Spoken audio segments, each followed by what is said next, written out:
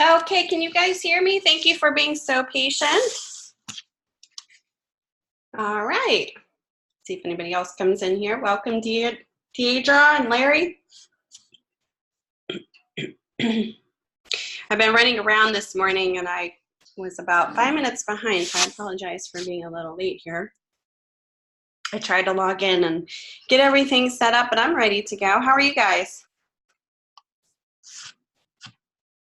Final week, week 4. Pretty exciting. Good. It's hot there. Where are you at?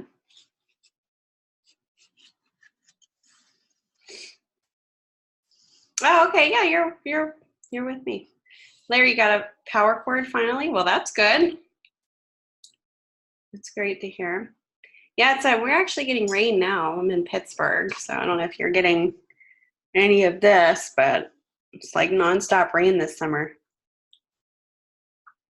I feel like we live in Seattle. Okay. Well, I guess this is good. We're getting this done now. Not in DC yet. Okay. Is that where you're at, Larry, DC? Okay. Very cool. So we're all Eastern Standard Time here. Good. All right. So did you guys have any questions from week 3 or anything going on this week?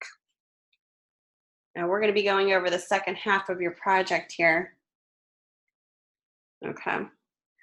I have 3 sections of this class, which is great. So I have a lot of you guys, but I have a lot of students that did not submit yet for their week 3. So please, please, please submit that as soon as possible. You guys will have a final date of submission for any late work and week 4 coming up. So just kind of be aware of that, where I cannot accept past that due date. So just make sure you're getting all of your week 3 work in if you have not yet done so as soon as possible for credit. And then your week 4 needs to be submitted by midnight this Saturday. I cannot accept anything past that day, because grades need to be submitted soon after.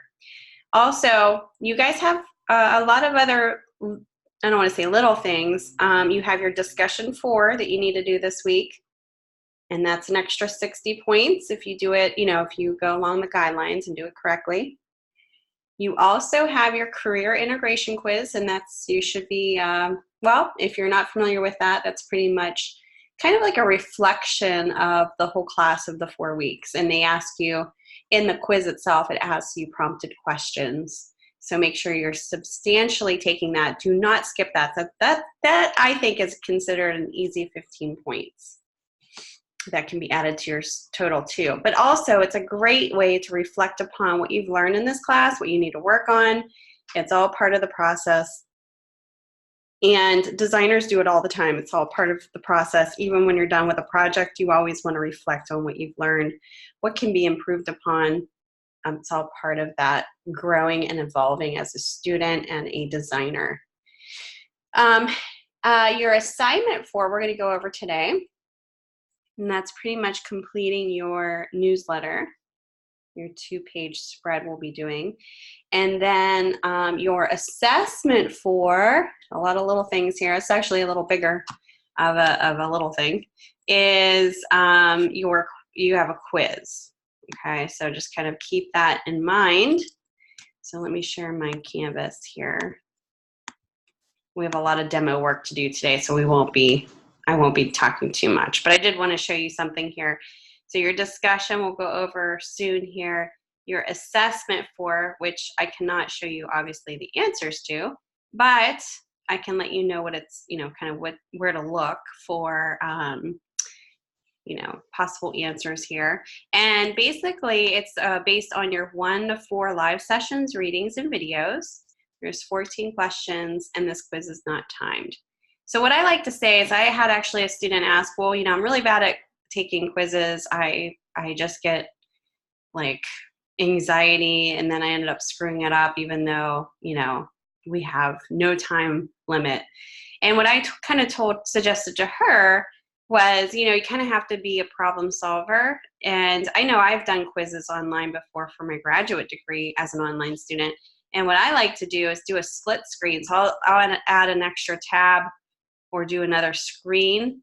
So I can either research, you know, within my resources in my, you know, course media, for example. I can go in my split screen and I can actually access those resources if I need to find an answer. If I'm not quite sure what the answer is, I can go ahead. Or you can even just do a general search online. You know, if you can't find it in your media, in your lectures, in your resources easily, you can always do like a quick, you know, search generally online, and then you can answer it. That's just the best way to go about it. I think that's kind of more of the problem solving part of it. So just kind of be aware of those things that need to be done as well, along with your assignment 4. So there's a lot of learning objectives in week 4 that we're going to be walking away, hopefully learning and practicing. And these learning objectives are always listed every week. And these are the things that you are going to be adding to your tool and your arsenal of knowledge here. So this week, week 4, your final week, you're going to define how InDesign is used in the field and describe 5 scenarios of when it would be used. It's very important to understand when to use InDesign, why we use it. I think a lot of the time students get a little confused because you're not in the working world, you're not seeing how workflow is done. But when you go out there and you actually work for somebody, they may have a process where they want you to use a certain program, but typically what designers do with InDesign is they'll design everything based on what's being designed. So let's say, for instance, if you're doing a magazine cover, because I worked for a lot of publication companies. Say you're designing a magazine cover. Well, I might not design the whole thing in InDesign because I might want to do some image manipulation before I place the image into InDesign, and I would do that in Photoshop. So I would do a little bit of image manipulation in Photoshop, maybe in Illustrator. I would do like an effect of a banner, and then I would pull all those into InDesign, place them into an InDesign layout for final you know, layout. So that's typically what the good habit to be in is, always to kind of use InDesign. It's a great tool to use for multiple pages, but you don't even have to. Say if you have an ad, one-page ad, you can still lay it out in InDesign. It's great for type alignment and for, you know, aligning type, any type of type treatment. It's good to do that. So it's always good to know how it's used in the field and when you would use it, and that's kind of what we'll be going over this week. Implement correct usage of master pages. You guys should be obviously doing this with your project now. Define and apply a grid system to a page layout. A grid system is a way of foolproofing your layout because everything's going to be aligned in a certain way, which makes it very nice if you have a lot of information to organize. Utilize a baseline grid to align text and graphics in layout. Hopefully you guys set that up last week when you were creating your newsletter. And that just aligns all of your baselines from column to column so that none of your lines are shifting and it's all very aligned and easy to read. Applied InDesign's text frame properties to create and link columns. We did this recently in week 3 as well. Define the differences between layer and stacking order in the InDesign interface. We talked about that too. Somebody was asking about that. But if you have any questions, I'll go over that again. Identify and match 10 basic tools to the description of their use. You guys are utilizing basic tools as you're laying this out, and as well as week 1 and 2.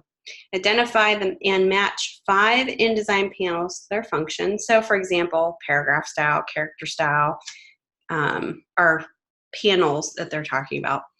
Create a new document in InDesign and insert text frame and images. You know how to do that, hopefully. Identify and apply the 4 basic principles of design, the CRAP. We're always thinking about that when we're designing, hopefully. And define and apply the 5 basic elements of design: shape, line, color, texture, and value. Here's a little video here just with some encouraging words if you want to check it out. It's like a 2-minute video. But this week you will combine all that you have learned this mod to create your finished newsletter. Your style sheets and master pages will give you a consistent platform from which you can utilize the principles and elements to create a well thought out, well designed layout. You know, it's a lot of work. I think sometimes a lot of you guys may not think how much work is involved because it's very tedious type of things when you have a lot of copy and imagery to place. But I think too, it's a great way to kind of get in the practice of, you know, following certain things like alignment and your, you know, how you're setting up your and all. Okay, so let's go ahead and that's kind of what we're going to be doing this week. Walking away from week 4 discussion. Let's go ahead and take a look at that before we get into your assignment details. So again, this is talking about the 5 scenarios of when InDesign would be used. So I'm going to skip down here, read through the background. So the prompt says you have now had the opportunity to use InDesign to create several projects. Check out this list of mobile apps. So there's 2 links here you can click on, paying close attention to those that have InDesign as a companion software. All right, so you're going to check out these mobile apps. For your initial post, you're going to choose one of the mobile apps listed and describe what it does and how it integrates with InDesign. Then describe how you could bring the 2 together and what type of project it creates. Will this knowledge of InDesign power give you an advantage in obtaining work in the industry? Why or why not? And then obviously for your citation, find articles. Find articles from experts that suggest how InDesign with current Adobe apps is changing the face of graphic design industry today. Sorry about that. I didn't mean to cover my mic. Can you guys hear me?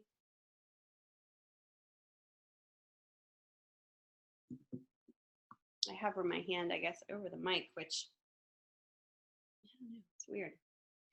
All right.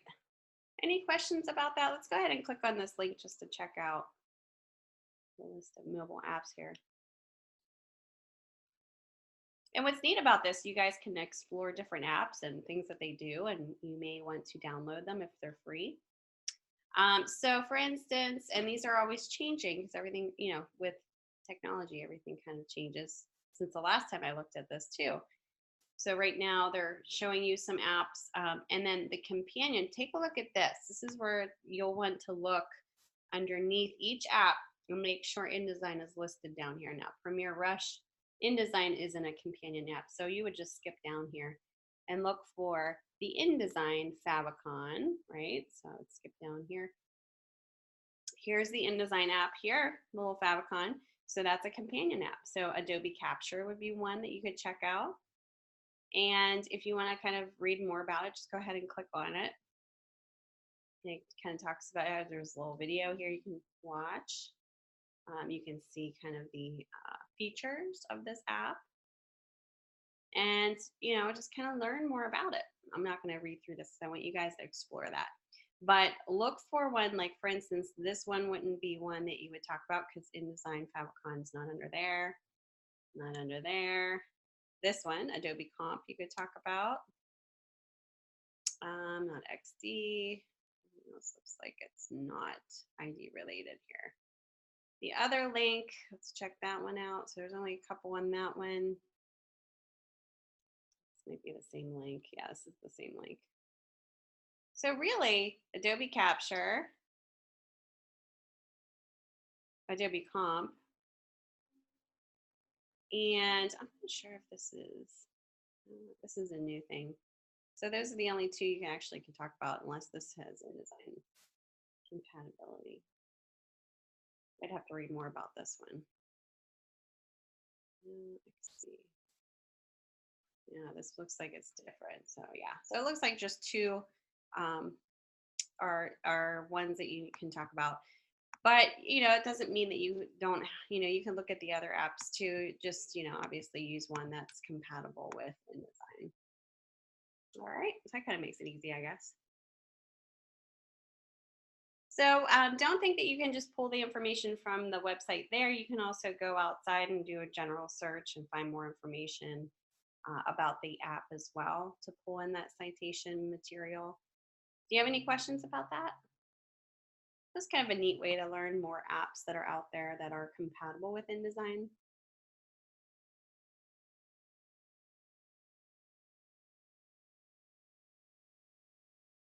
Oops.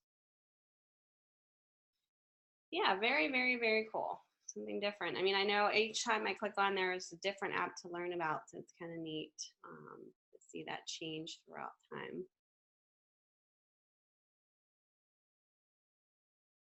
All right, no questions.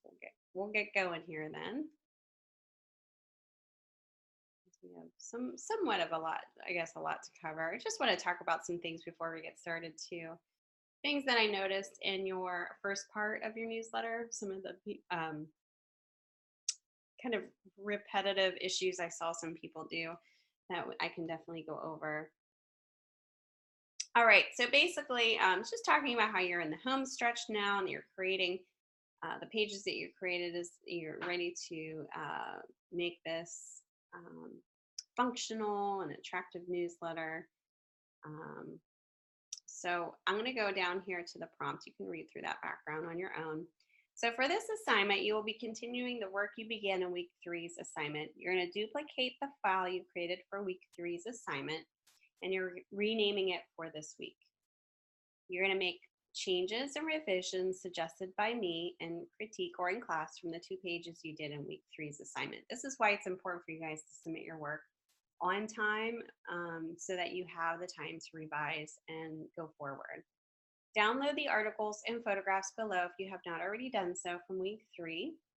You must use all the text provided. You must use all the photos provided. And if you need to adjust your style sheets upon adding the actual elements, you may do so, but make the changes within the style sheets themselves. That's basically, that's what style sheets are for. Just it's an easier way to efficiently change things that are on several pages. You are encouraged to follow the general layout from the example. You can focus on learning the tools. When you are finished with your design, create a package folder. So I'll see some of you guys struggling with that. Be sure that a quality screen resolution PDF is included in your package, and you're going to zip the package folder and submit the zip file. Again, here are the assets here from the last week, but nicely placed here. So if you need to access that, you can. So that's pretty much it. You're going to be wrapping this up. Any questions about that so far?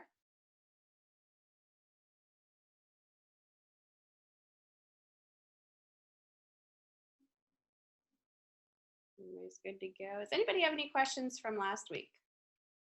I know I think I asked this before and you guys didn't have any questions, so forward here. I'm going to share my whole screen so you guys can see, my menu bars and everything. There we go. Okay.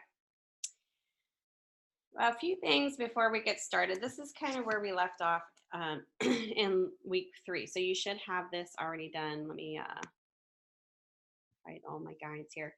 So it should look very similar to this. You might have a different typeface. You might have,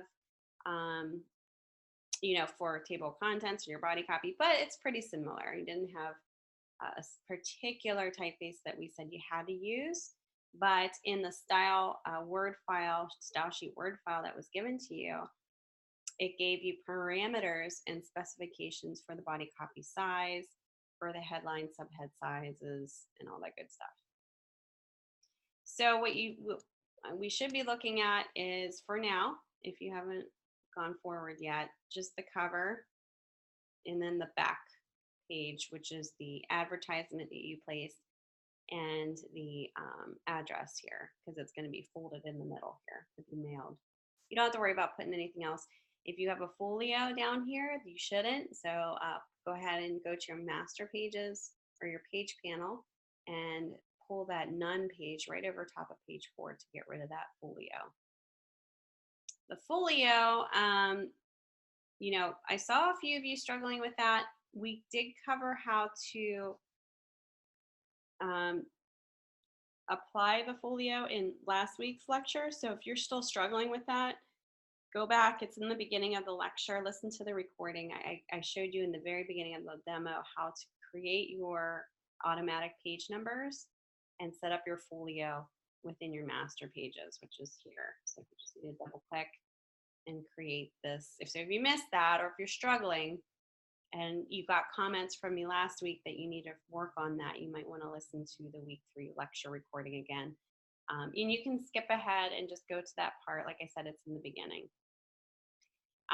Things that I noticed with some of you, and there was a lot of you that did great. That was, which usually I get, and I have 3 sections to this class, and I still have a lot of owed work. But for the people that submitted their work so far for this last week, a lot of you guys did a great job. And like I said, typically I have a lot of maybe 1 or 2 people that are right on with everything. I had a lot of you guys, I had more so people succeeding at this first part of the project than not succeeding. So I was very, very, very excited to see that. So great job. Some of you guys had a couple little things to do as far as tweaking it. And then there are a few of you that kind of missed the mark totally. So yeah, so it's very encouraging. It's kind of neat to see the trends throughout every time I teach this class, to see how each class handles it. So it's neat to see. For those of you who really totally missed the mark, you know, for the most part, probably didn't watch the lecture recording, I'm assuming. So make sure that you listen to that. Take the time out. It'll clarify everything, because I go through everything step by step. So those of you who know and have been in here, you know I go through everything step by step. So if you have any questions, it'll help clarify, hopefully, things that you're struggling with. I did open up a lecture, just an optional extra session last Friday for you guys that I posted an announcement to for an hour. I only had 1 person that came in, so I was kind of a little disappointed, because I know a lot of you guys reached out to me in email about struggling and couldn't come in for the regular live lectures or the multi-sessions. So I opened that up for those of you who were struggling, but I only had 1 person come in. So, I am here to help you guys, but I can't do it for you. So I need you guys to be, for those of you who are kind of struggling, I need you guys to, kind of step it up. Okay. Other things that I noticed, just a few of you had issues with just alignment. So what I would suggest, and you might want to do this no matter what, go ahead and take your magnifying glass and zoom in on your stuff. Look, I actually have to adjust mine. Mine's off. So that goes to show you that, I need to do that too. So I can see that it's off. If I zoom in real tight here, look at my, my text box here. It's the blue line. It's not quite on the purple line. I mean, that's kind of picky, but those are the details you need to be looking at. Okay, and also that image needs to be popped over. So what I'm going to do is I'm just going to go and take this line and put it right on that purple line. Same thing with the image. Sorry if I'm like scrolling around here, it's a little touchy. I'm going to pull that right in so it hits that purple guideline. Same thing with this one. So really zoom in on all of your stuff. That's okay. You have a little bit of a space here, which you can fix. There's a preference before the letter hits starts in your copy box that you can change. Let me see if I can find that. Let me go to styles here. Paragraph style. Let me see if I double click on this, if I can change it in here. I'm not quite sure if it's a preference in here. I know it might be in another one here. Hold on 1 second. Baseline shift. Let's see. Character color bullets. This might be through the preferences. So I'm going to cancel this out real quick. And I'm going to check it out up here in our preference. And I'm going to go to type.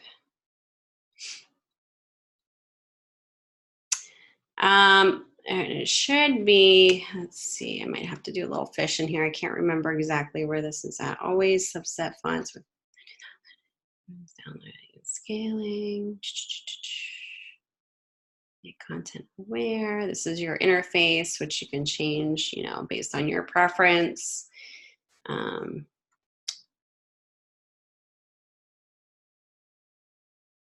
Advanced type, superscript, subscript, non-text.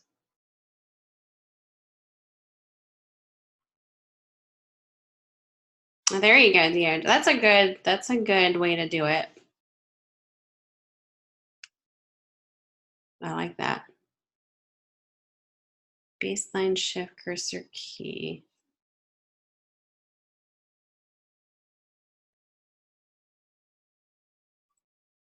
I'm wondering if I just change this to 0. There is a place in here. Let me change that to 0. I don't know if that's the actual place I changed it. I haven't done this in a while, so I might need to do a little digging here. But there is a way you can change that so that, let me see if that actually does it. Let me go back.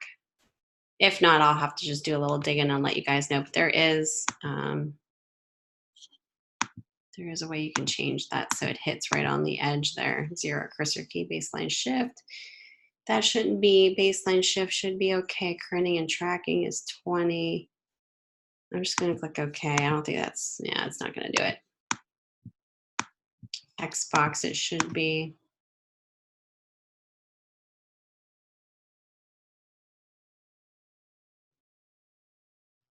Yeah, let me look on that. Let me see, it might be under something I'm not even quite seeing, but I'll take a look. But there's a way that you can adjust the space right before, you know, the type box so that it's, you know, instead of it being like a gap here, this will line more so like at the front of your text box. Let me do a little digging on our break and I can show you how to fix that. But zooming in, like right up here is a good, I can see a gap there already. Zoom in. And these are, you know, the devil's in the details, you know. We gotta, the more detail oriented you are, the greater success you'll have as a designer because, you know, people really look at those details. If you're sloppy and things aren't aligned right and you got like just things kind of shifted everywhere. If I can pull this up here, sorry. I'll pull my box down a little bit and then I'm gonna bump this up to the guide with my arrow tool. There we go. And then just kind of go around and go ahead and zoom in on all of your points of margin areas and see if everything's aligned. That looks good. I can probably pull this up to meet at the baseline there, pull this up a little bit. Give it some space between my rule line. And that looks, oh, I'm gonna change this a little bit. That's a little off. Oh, not rotate it. Just have a copy box right there. Perfect. All right, so just kind of, you know, do that. Just kind of take a look at that. Another thing that I noticed a lot of you guys did was this cyber aware section here. I noticed a lot of you guys putting in your copy like this.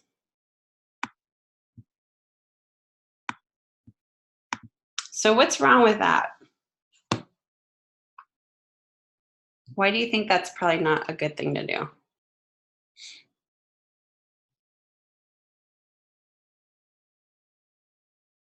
You can't read it. Yeah, it's hard to read. You might miss some letters there.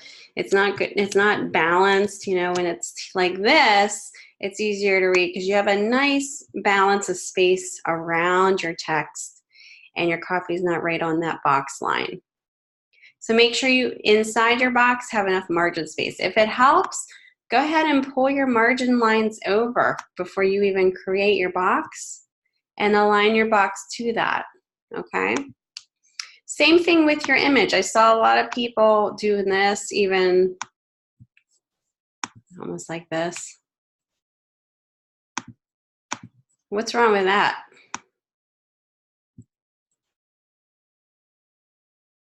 Yeah, it balances, it highlights it, you know.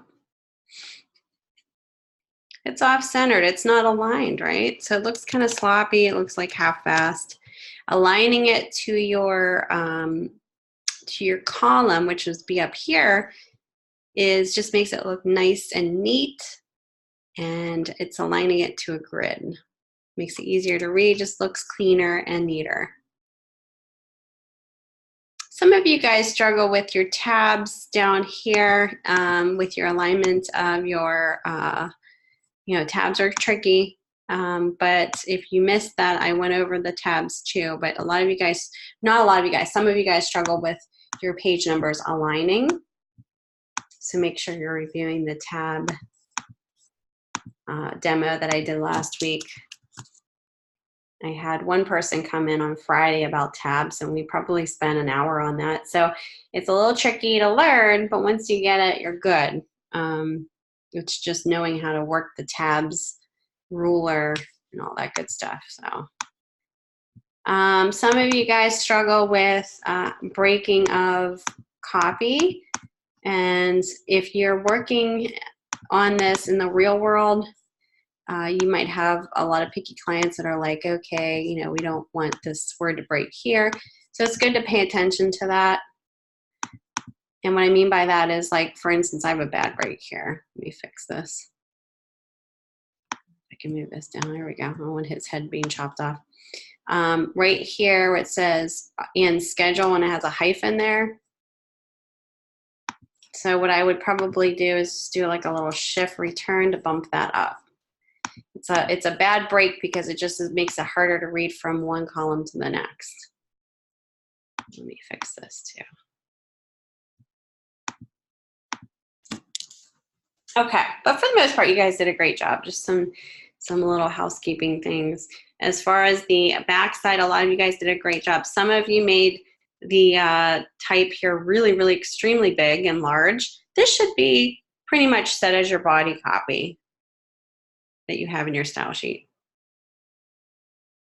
Okay, so shift return that's a good question. She just asked, why don't we hit a regular return? So regular return is a hard return, and a shift return is a soft return. So the reason why you do a shift return, a soft return, is so that it keeps the same style that you set it to. If you don't, it could possibly give it a new style because it's a hard return. It's almost like you're setting a new paragraph, possibly.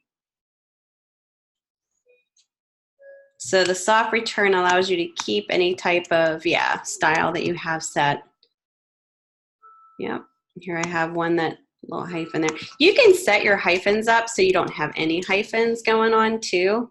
And that's a preference that you can do initially before even doing anything in your project. And that's in your type settings, I believe. Should be like a hyphens. And I don't think I have mine checked. That's why mine is showing my hyphens here. Spelling.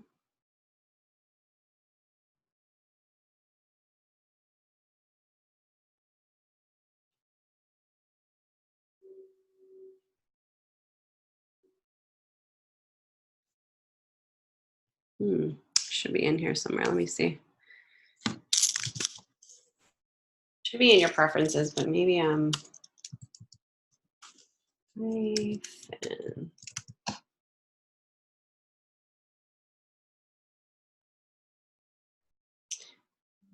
Yeah, these are just setting hyphens.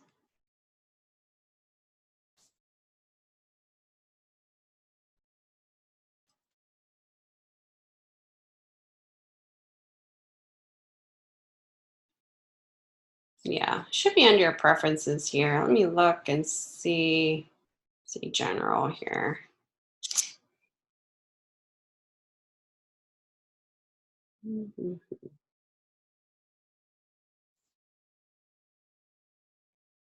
Use typographer's quotes.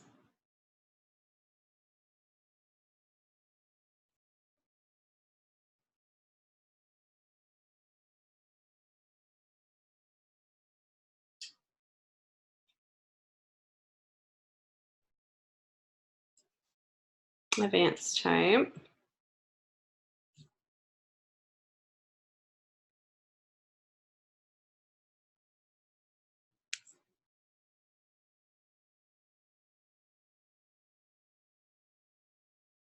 Okay. Well, let's see. I thought it would be under the type, but it's not. Oh, hyphen. Here we go. Oh, this is creation of hyphens. Show hyphen options. I don't think this is where you would change it. There is a way you could allow it to be changed here so that you don't have any hyphens. And I don't know why it's like I'm drawing a blank here. Let me do this is gonna drive me crazy.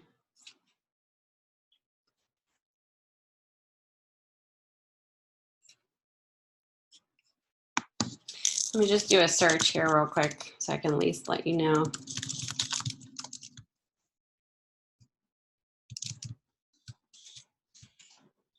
Mm-hmm.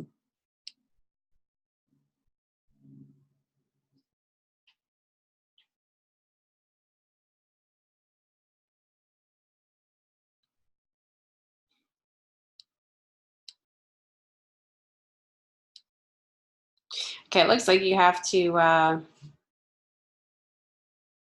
thought there was a setting, but it looks like it's a character setting. It's like the text. Oh, okay. All right, so it looks like, I thought it was a preference, but it looks like, so let's bring up I'm in InDesign now. Let's bring up your type and tables character panel. This is where you would change it. For some reason, I thought it was a preference in InDesign, but I guess not. I must be thinking of Word or something. Okay, so let's bring up, let's get our type tool here. Let's do a select all.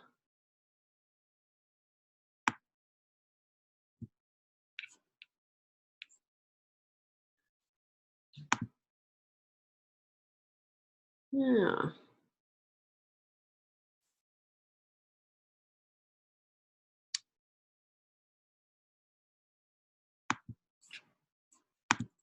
All right, so I'm going to bring up my times or my styles here, paragraph styles.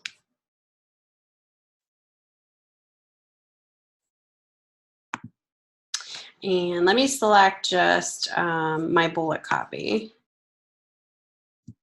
There we go. Style options. There should be a little paragraph thing right here that I can click on.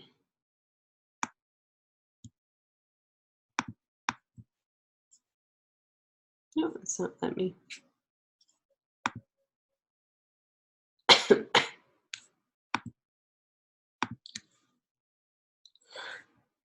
Sorry, guys. I'm not getting the box up here changing to my preferences. Hyphenation. Paragraph style. Okay. So let's go to, again, let's select our bullet copy. I'm just going to double click on this, and then we're going to go to hyphenation in your panel box. And then this is where you can control your hyphenation. So you can say words with at least 5 letters can be hyphenated. You can change that because you don't really want to hyphenate short words. You can words with first, after first, hyphenation, and before last. So right here, if I just wanted only 1 line of hyphenations, I would choose 1 and 1. Actually, no, I'm sorry. Let's go back to two letters. That's fine. Hyphen limit. Let's set that to 1. Okay, and that will adjust it so you don't have any hyphenations. I'm going to do the same thing here. See how I have 2 hyphenations right there? Watch when I change that. Let's go to 1 and click OK. See how it bumps it down? But you have to really be careful because now I have a widow, which kind of reorganizes things. So you might still need to adjust certain words in here. But what it won't allow you to have 2 in a row, and that's where you would change it. Okay, so one thing to think about. All right, so that's something to think about going forward. All right, so let's get started here. We have just these 2 pages that we need to, let me share my whole screen so you guys can see, to worry about. And remember that PDF that was given to you guys in your folder? Open that up just to have that. Let me go grab that here. Oh.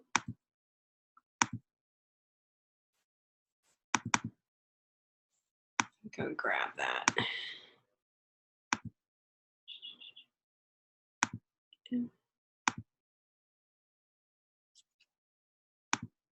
See, that's another folder.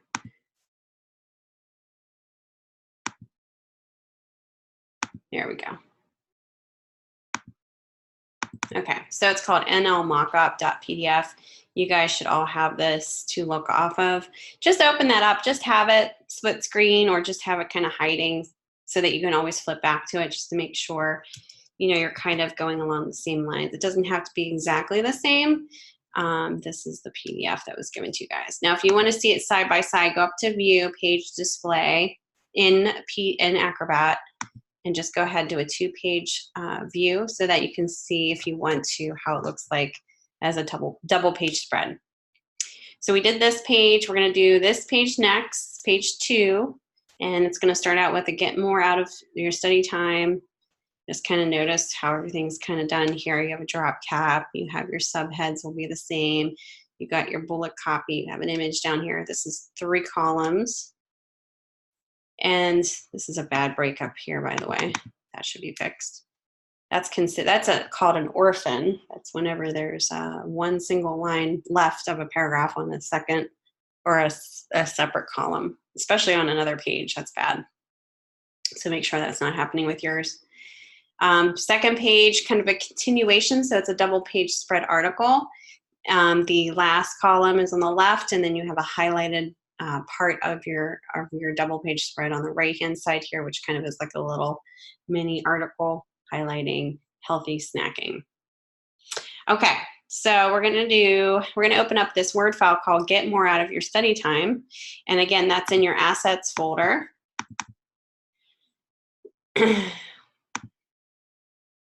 In the Student Matters.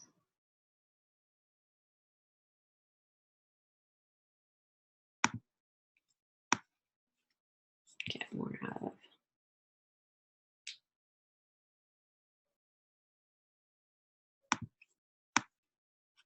Okay, so it should be called Study Time. You open up my Word.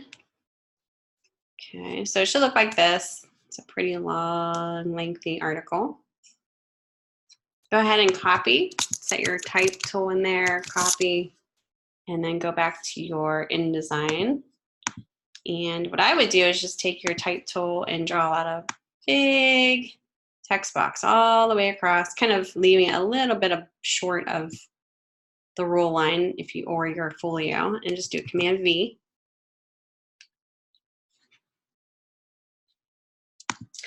Now I'm going to do a select all, and I'm just going to go over to my paragraph styles and just choose body copy for now.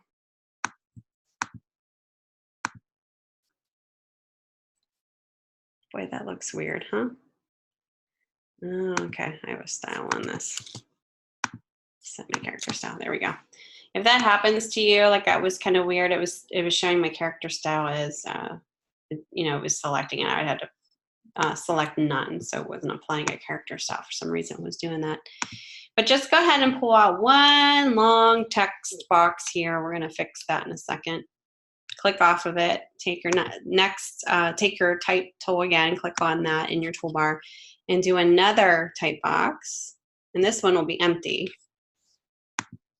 We're going to link this one to this one. So how we're going to do that is on the first one, you're going to click on the first text box, and at the very bottom, you see this red box right here. And that just says, hey, we have more copy here. You can't see it because the copy box isn't big enough. go ahead and click one time on that red box. And before you click anywhere, your icon will intuitively change into a link and almost looks like text next to it.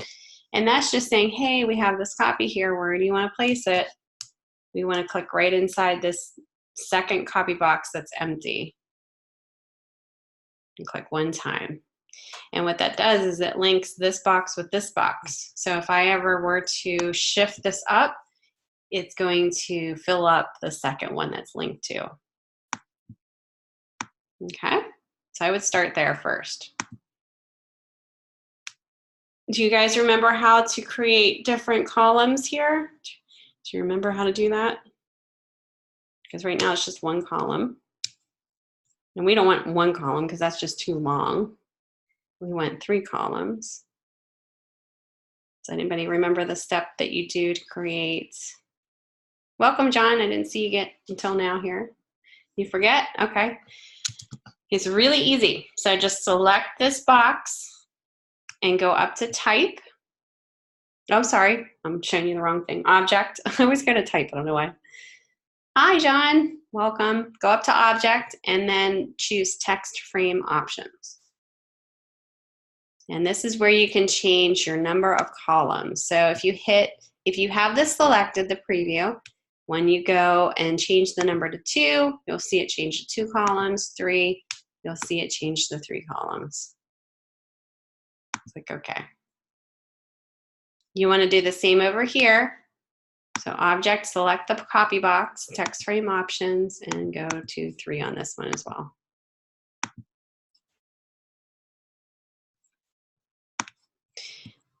We're going to do 3, but we're going to override it on this page, and I'll show you what I'm talking about. But for the most part, this is what we're aiming for here. Okay, and that's what's nice. We already have our style sheet set into place, so we can go ahead and once we get the image in here and all that, we can just quickly select our style guide. So I'm going to pull this down a little bit, my copy box, because the image needs to take up this part. So just go ahead and pull this down a little bit. You'll see this kind of filling up on the right-hand side. Oh, I forgot to save as. Let's save as assignment 4 before we do anything. Okay, then what you're going to do is take a text frame box. That's how you place images. Go ahead and draw out your box all the way out 3 columns wide. And it should be the text or rectangle frame tool, not the rectangle tool. So it should have this big X. That's how you place images in. Command D or file place. You're going to go back to your folder that was given to you guys. Not that folder. And look for study time. No, guy, they're all frustrated. Now we need to fit this in there because it's fitting it in at 100%. So we want to go up to object, fitting, fill frame proportionally. We want to fit it within this frame that we just drew. And that'll set it to this frame. We need a headline. So we're going to pull this down even more and pull this down a little bit more so we can have room for the headline. And we're going to do a separate text box up here, just all the way across. And this very first line here, get more out of your study time, is what you want to copy and paste into that top box. So we're going to copy, Command C, and hit delete. And then make sure you hit that delete key again so you get that space out of there. Go back up to this box that you just created and do Command V, which is a file place. Highlight that copy, go over to your paragraph styles that you created. We're going to make this the blue headline just to keep it consistent, and then shift everything based on how big that copy is. So go ahead and shift everything back up if need be. Just leave some space in between here. Pull this down just a little bit more. That's good. Okay, so any questions about that? Pretty easy.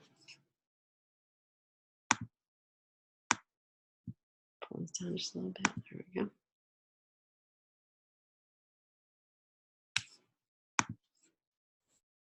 All right, do you remember that paragraph style that we set for our drop cap?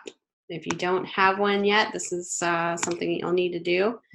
And this is something that you did up here, hopefully, this very first paragraph. We're going to do the same just to this first paragraph. So we're going to just select this top paragraph, this first paragraph only, and we're going to do a drop cap. And if you haven't created the drop cap style yet, you're going to have to do so. I'm just going to select mine because mine's ready to go. Now, the only problem is, look how many hyphens are in this. Remember we were just setting that? I have 3 hyphens in a row here. That's not good. So I'm going to select that again. I'm going to double click on my paragraph style and I'm going to go to hyphens in my panel. And I'm going to change this to 1 where it says hyphen limit. And that'll fix it.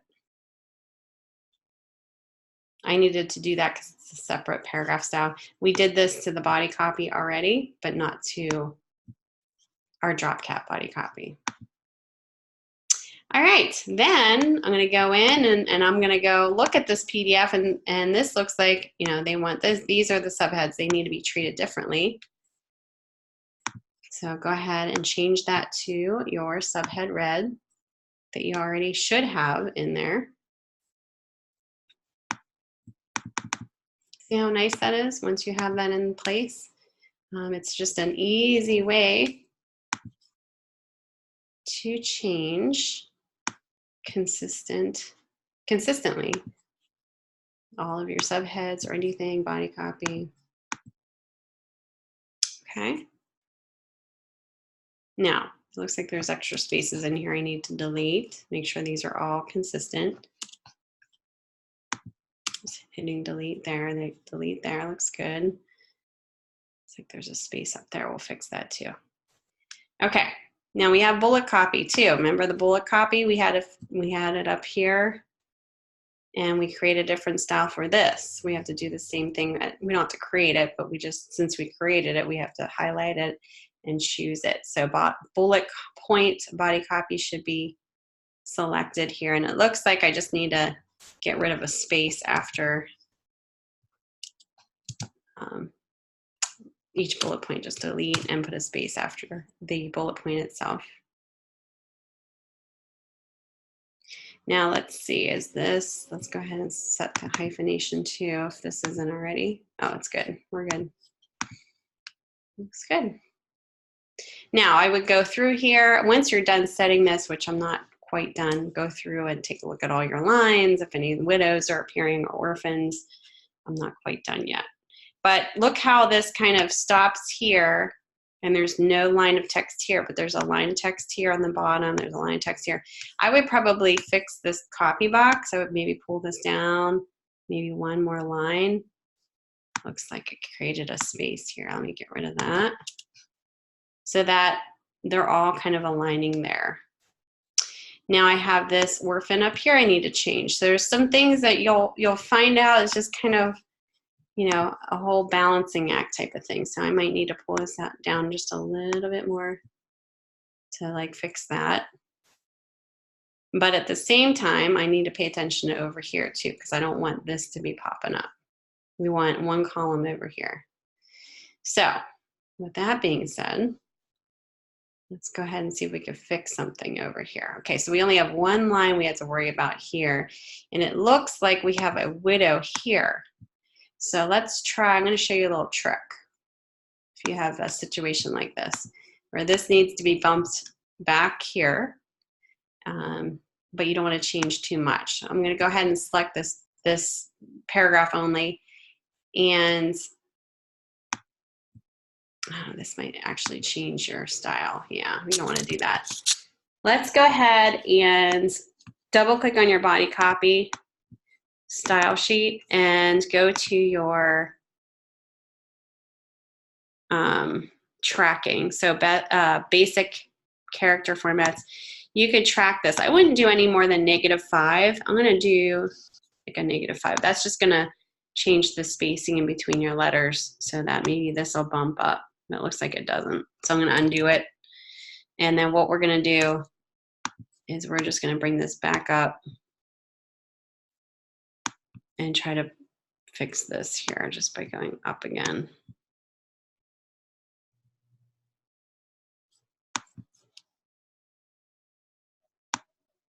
I have to go up again because we had a bad break there. Okay, that looks pretty good. So I had to pull it all the way back up a little bit more so that everything there's no orphans, everything looks like it's good. The only thing is this is getting a little short here.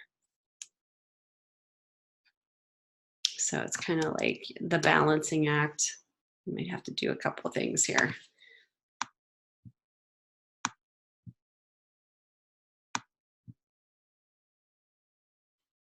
Let me see if I can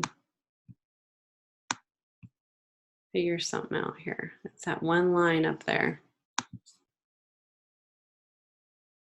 All right, so what I'm gonna do is I'm gonna create a separate body copy style for this particular, I'll name it body copy tracking.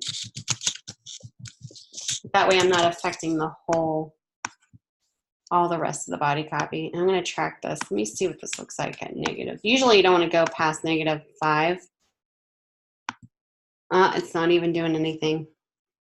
Typically it's too squished if it's like past -5. All right, so I'm just gonna delete this.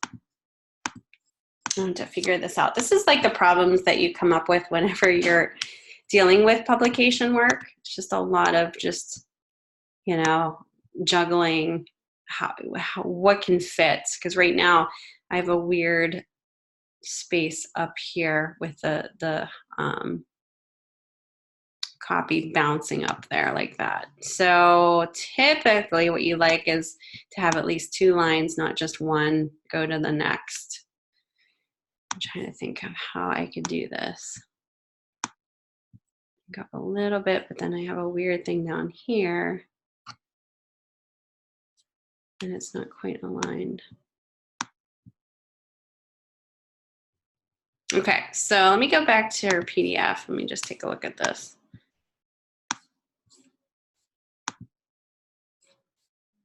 Okay. Yeah, that's one column. I was gonna say I could adjust the width of this, but it looks like that's one column.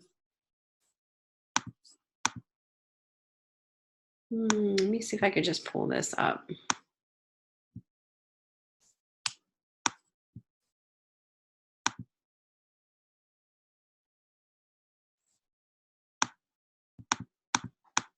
If I could get this up on the next line, which would take way too much tracking, not even coming up. That might do it. See, I'm having a little problem here. Let me go back to copy. What I might just have to do is just make it shorter over here like I did before. So there's no weird breaks. Something like that. Now I have a lot of space here, but I'm just gonna have to, oh, you know what? Hold on, let me go back to my PDF here. We do have an image here. I forgot about that image. So that'll work out good. Nobody reminded me of that image. So I'm gonna take a rectangle frame tool and I'm gonna set it here where that image should be. And I'm gonna go ahead and place in that image. Totally forgot about that. I'm gonna put a text wrap on this. So I'm gonna go up to Window Text Wrap because the copy's behind it. I need that to be bounced away from it. Oops, let's go check our spaces here. That looks good. So now, with this being the way it is, let's see how much.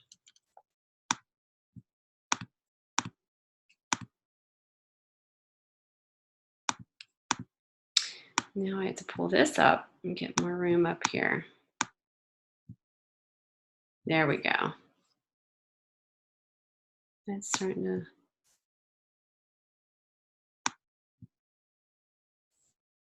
have other issues there. I have one issue down here, which is the line of copy. Let's see if I can get this a little smaller. Pull this down one more and get this down one more. I'm just adjusting everything. There we go. That would be perfect right there, but his head's getting cut off, so I just need to pull him down just a little bit. There we go. So you might have to do that where you're adjusting certain things of your image so that it works for, copy that's might not be, oh, I still have an orphan up here. That might not be aligning. I still have that issue. Pull it up maybe one more time here. Hold on. Oh, it's still going to be an issue. And then I have a widow here still too. Ah, it's driving me crazy. It's driving me crazy. Let me pull this back up. 2 lines. All right. Let me pull this up.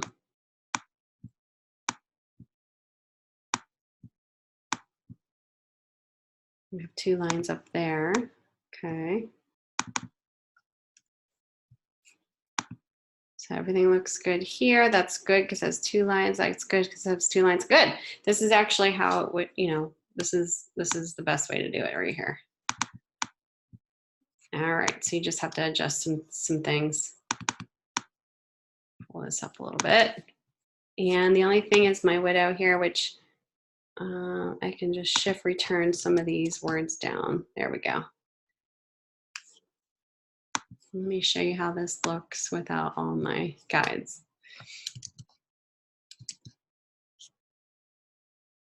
Okay, so I was able to kind of, might be a little frustrating at first, but I was able to kind of finagle, I'd probably bump this up to the next line too, finagle this so I don't have any widows or orphans or weird breaks. So I had to adjust the imagery, I had to adjust the lines of copy. This, I forgot, had to be in there, so there you go. I'm gonna align this with the text below here. Any questions about that? Sorry, it took me a little while there. I forgot about that image, which kind of screwed me up.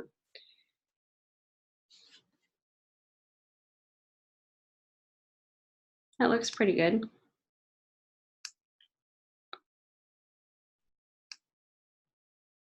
Okay, so the other part of this is that highlighted area, which is kind of its own treatment of article. It's kind of like an article in an article.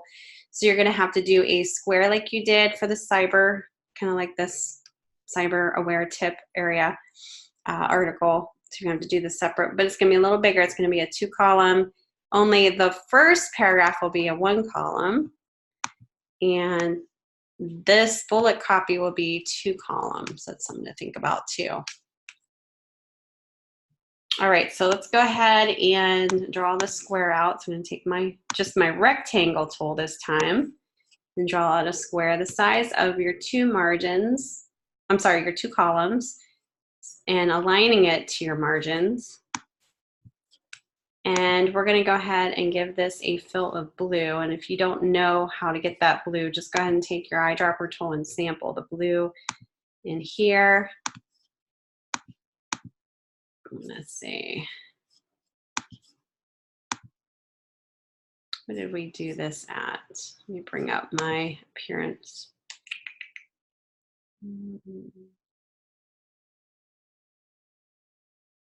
Or properties.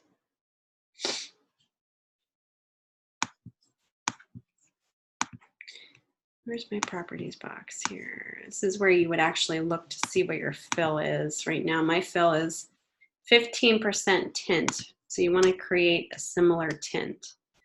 So I'm going to make this blue, and I already have a sample blue in here. And I'm in my properties panel box if you're wondering where that's at. And see where it says opacity? I'm going to take this down to 15, or you could just type in here 15. And I'm going to give a stroke of red. I believe it's a 1 point stroke of red.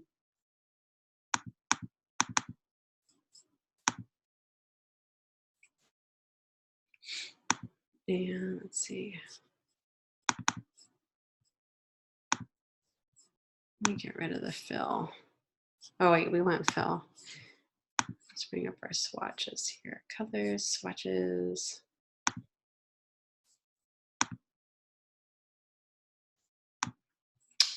Silly question, tint is the same as opacity. No, actually, that's a great question. And it's not the same. And I'll show you. So a tint is when you're adding, which this is actually giving me a tint here. When you're actually adding white to a color, right? And opacity is when it's becoming, it's whenever you can see through it. So it is different. So what I mean by that, and you'll see here, let me do another full square and let me send it to back. Because this is transparent, let me bring this to front. It is different. See, watch when I change the opacity. You can see the square behind it. Now, if this was a tint, and I think I did say tint by accident, and that's probably why it was confusing. A tint would be, let's take a sample of this tint. Let me click off of it. There we go. It's not actually giving me a sample. So a tint would be the actual color change. Let me get my colors up here. There we go. So it would be kind of like an actual color fill. I'm going to add the swatch in here. And then what I'll do is I'll show you here real quick. I'll set this to 100%. And I'm going to select that color that I just did, which it doesn't look like.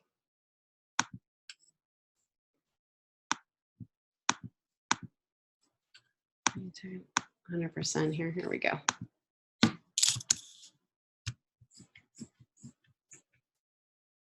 Okay, so this is showing you the tint as well, but this is actually showing you, yeah, see how you can't see the square behind it now? Whereas the opacity is showing you kind of a screenshot. Does that make sense? So the tint can be found under color here. The opacity is what I just showed you. Yeah. Okay. And it's a little confusing. Okay. So make sure it's a tint of that blue color. And then you have a stroke of the red, because that's kind of what it's showing in this example here. Just do exactly what I just did. All right, I'm going to show my guide so you can see it. Now, the majority of this article, well, not the majority, but most of the top part is the image. And I would probably just go ahead and pull in your guides so that, and make sure your rulers are showing so you can pull these in. Just give yourself margin space for your images here. Let me see if I can move that down a little bit. There we go. This is like snapping it to the baseline here. I don't know why it's not letting me pull this up a little bit more. Give me 1 second here. Let me unlock my guides.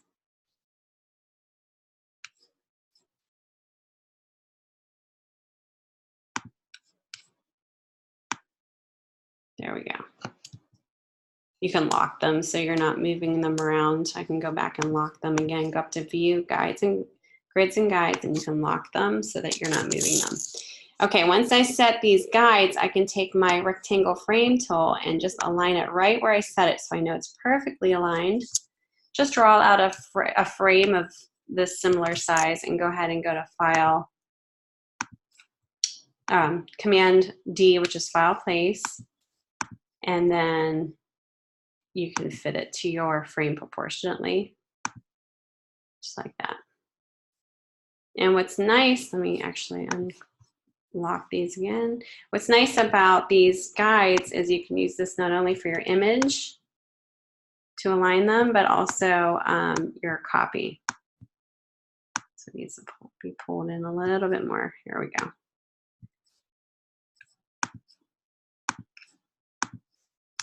Okay, so what I mean by that is take your type tool, draw your box out, And that kind of aligns it to that.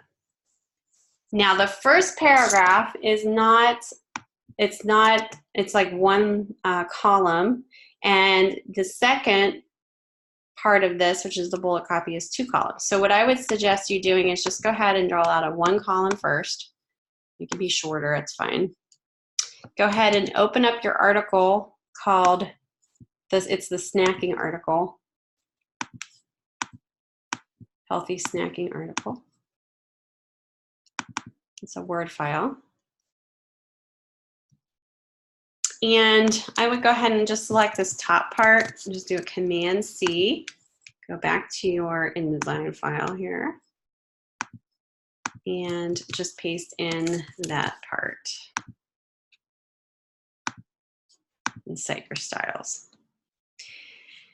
This is the headline, so I would just copy and delete that out of there totally and make another copy box for that text box above this one. It's like we did before. And I would make this the blue, bigger one. Actually, you could do a smaller one. Yeah, the smaller centered one is the one that you want to do for this one. And then we're going to do a drop cap copy for this. So drop cap body copy. Perfect. I'm going to pull this down a little bit. And then take your type tool and draw a second box kind of below that box.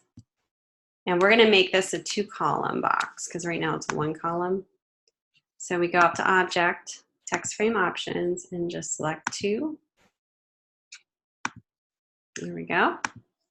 Go back to your Word file. I know there's a lot of like back and forth, but just easier that way. And go ahead and select your, now these are numbered. You don't have to have them numbered. You can have it bullet points like it's shown in the example there. So I would just go in your paragraph style and choose the body copy. Why is that doing that? Let's do drop cap. Oh, I did drop cap, sorry. Bullet point body copy, there we go. And then what I would do, you can keep this numbered if you want, or you can add in your bullet points. It's completely up to you. Like I wouldn't dock your points if you kept in the numbers, just because that's how it was given to you. But in the example provided, it's bullet points. So if you wanted to swap the bullet points out, just go ahead and select the number and the dot, so the period, and just do an Alt 8. Alt 8, number 8 on your keyboard. So Alt Option 8. Alt Option 8. If you don't change that, you keep it as numbers, that's fine. I will not dock you points for that. Now I would just gonna say that there's one more image that we need to place in here, and then we can worry about all the good alignment of our copy here. So go ahead and do another picture frame box and align it to the inside of your first column margins. Command D. And this again is provided in your folder. So go ahead and place that. It's called Healthy Snacking. Center her a little bit. And I would put a text wrap on her just in case. So go up to Window Text Wrap. Select the little link here and just give her at least a 0.125 text wrap all around. That way, if you know your copy is getting really close to it, it's not hiding. It's not hiding the copy. Watch what happens. It'll give me this little red box saying, hey, you got copy here. It's being hidden, so you'll at least know. Okay, that looks pretty good. I'm just going to pull this down so it's a little closer to the copy. Same thing with this. You don't want it too far. And pull this down just a little bit. You know, it's nice to have a little bit more spacing after the image and the headline. The headline should be closer to the paragraph, and then this looks good as far as the spacing goes. It has a drop cap. Just remember that. And the bullet points can be whatever you set your bullet points body copy. It's a little different on this one because the bullet points are set up in their style guide as a different setting than what's provided in your Word file. So I would just use whatever setting that you set up for your other bullet points to keep that consistent. Okay. Let me reset this so you can see. There we go.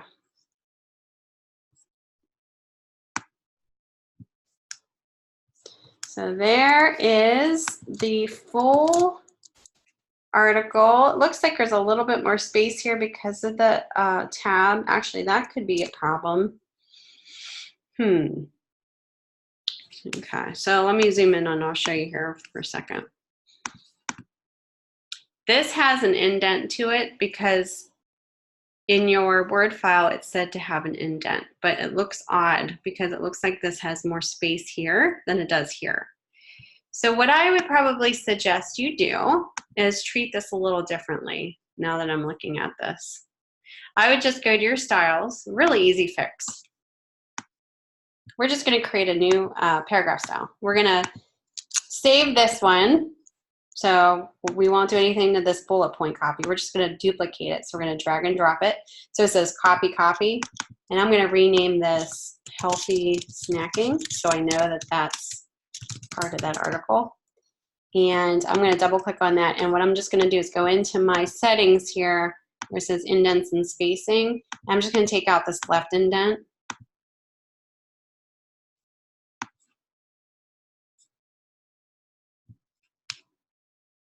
And then click OK.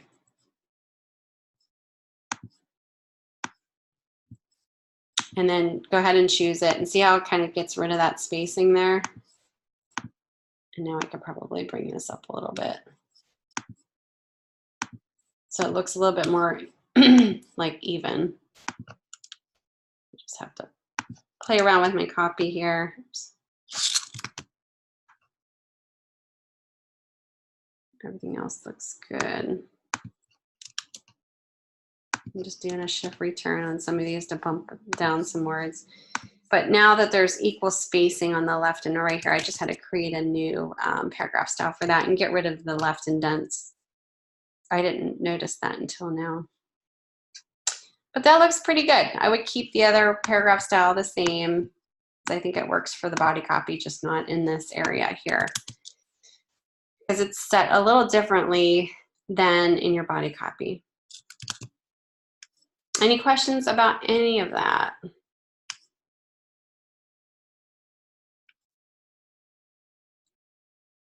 Nope. Okay. So when you're done, go ahead and make changes to anything that you need to on page 1 and page 4. Complete your page 2 and 3. And just kind of pay attention to this part because a lot of you guys are struggling with this, which I think is pretty easy. So hopefully you guys get it this time. Go to File, Package. We're going to say we're ready to submit this. We're going to go to File, Package. Choose Package. When this panel pops up, just make sure everything is selected on the left-hand side, including PDF. You can keep this at smallest file size, that's fine. Make sure that this is the correct file name, so assignment 4. And I'm just going to choose the desktop. Might take a little while to collect all of your fonts and your images. And once it's done, go ahead and take a look at it. Let me get rid of all my stuff here. Hold on. We'll have stuff open up here. So on my desktop, maybe, is a folder that I packaged. So this is the folder, and I can double click in here, and I would suggest looking in here.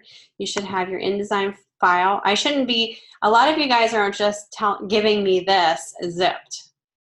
Well, there's a problem with that. I might not have the fonts that you have. I want to see that you're packaging this correctly, because any time that you have a file that anybody else is going to work on, either a printer or another designer, you're going to need to package this your project. So you're going to need to know how to do that. In there, you have your PDF, hopefully, if you had it checked, your fonts that you used in your document, and all of your images that are linked.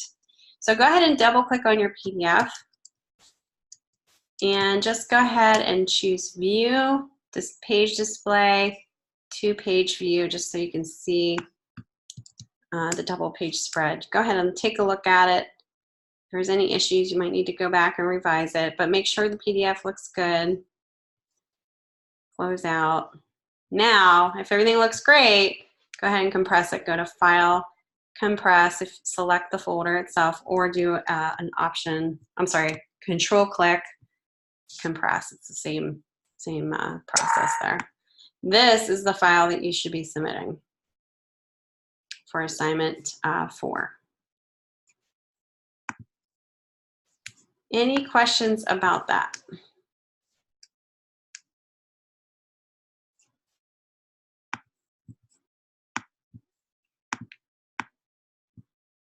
So if you have like a lot of your style sheets are set up correctly, and you're pretty much, it's going to be a lot easier this second round, because all you need to do is just copy and paste your stuff in there, and then obviously you have to rearrange certain things, but that's, the style sheets are nice because it saves you a lot of time. You don't have to keep creating the same style in your copy, or you already have it saved.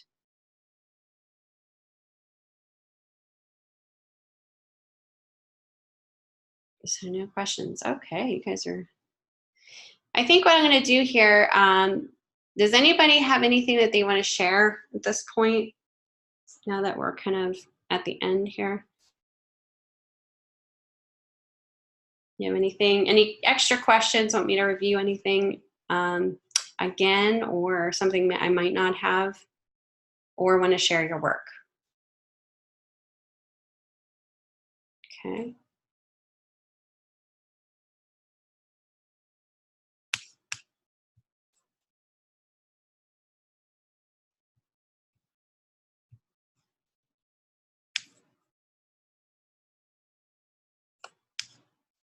Anybody else want to share anything? Have any other questions? You have to catch up. Okay, let me do a quick Google search here. Give me 1 second, guys.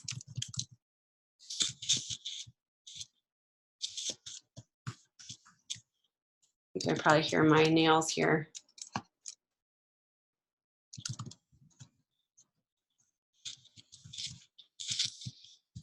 I'm gonna look up that one thing that I was saying I was gonna look up here. It's like time for choose experience.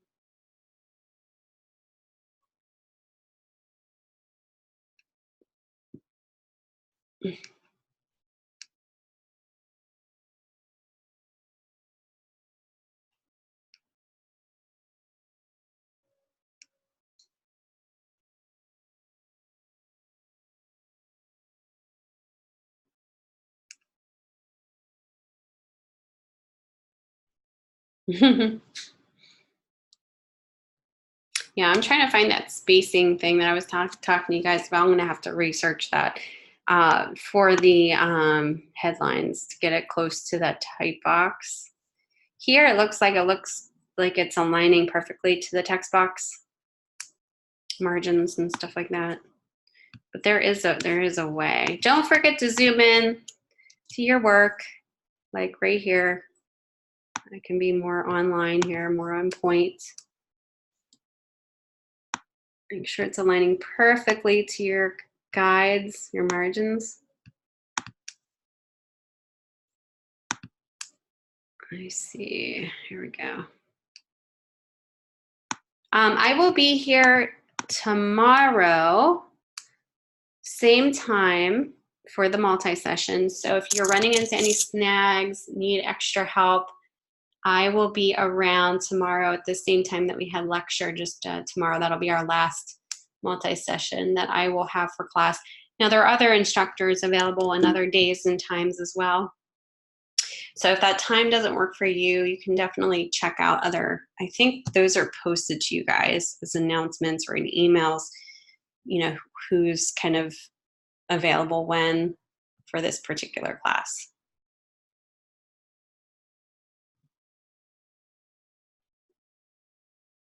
Okay. Well, it looks like nobody else really wants to share anything. I'm gonna wrap this up. It looks like we're gonna get a storm here soon. It's starting to thunder. Last chance, if you guys want to share anything, let me know.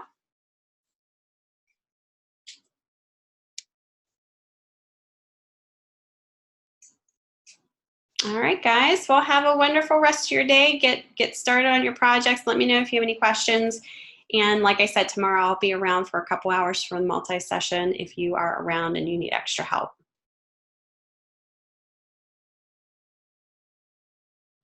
You're welcome. Thank you for coming in. And this isn't goodbye either. I will be posting my information for you guys at the very end of class so you guys can stay in touch with me if you want to.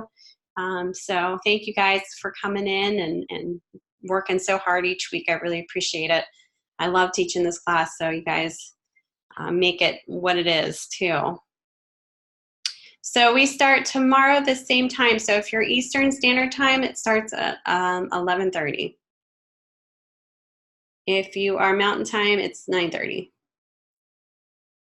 Okay. All right, guys.